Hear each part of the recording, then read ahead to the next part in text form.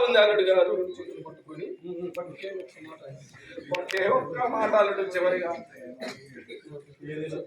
నా బిడ్డ తెలుసో తెలియక తెలిసి మాత్రం నా బిడ్డ ఏ పొరపాటు చేయదు.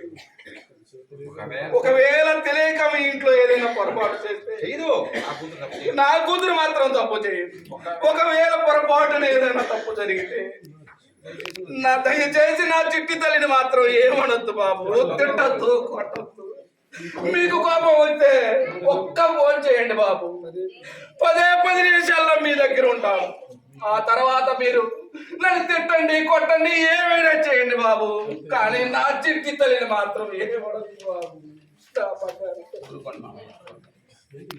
అయినా ఒకరి కోసం పెట్టుకుని ఇంకొకరు పెట్టుకునే కన్నీళ్ళలో కూడా ఎంత అందం ఉంటుందని నాకు ఈ రోజే తెలిసింది మామయ్య. ఈ రోజే ఏంటిది మరీ చిన్నపిల్లలాగా ఊరుకున్నాం. ఇదంతా చూస్తుంటే శకుంతల కథ గుర్తుకొస్తుంది. పూర్వం శకుంతల కన్వ మహర్షి నేనే చూస్తా పదాలకు వల్లించాట అయిపోయింది. ఫస్ట్ నుంచి వస్తా. ఊరుకోండి మామయ్య, ఏంటిది మరీ చిన్నపిల్లలాగా ఊరుకోండి.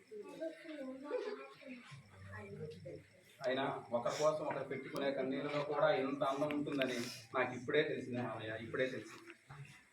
ఇదంతా చూస్తుంటే నాకు శకుంతల కథ గుర్తుకొస్తుంది.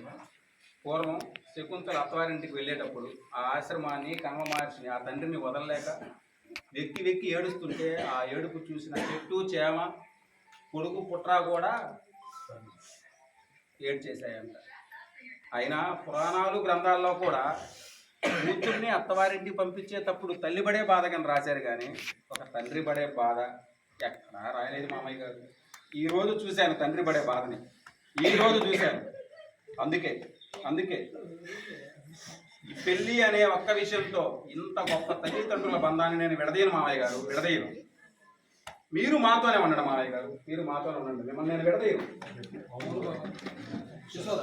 అవును బాబాయ్, మీరు కూడా మాతోనే. నువ్వు ఒంటరిగా ఉండటం మాకు ఇష్టం లేదు. చూడు బాబాయ్, నేను మీ పెద్ద కూతురు అనుకోండి, దయచేసి మా ఇంట్లో రండి, మా ఇంటికి రండి. అవును మామయ్య, అందరం ఒకేసారి కలిసి ఉందాం మామయ్య. దయచేసి కాదను లాప్స్ కొట్టండి అయ్యా, ఏంటయ్యా.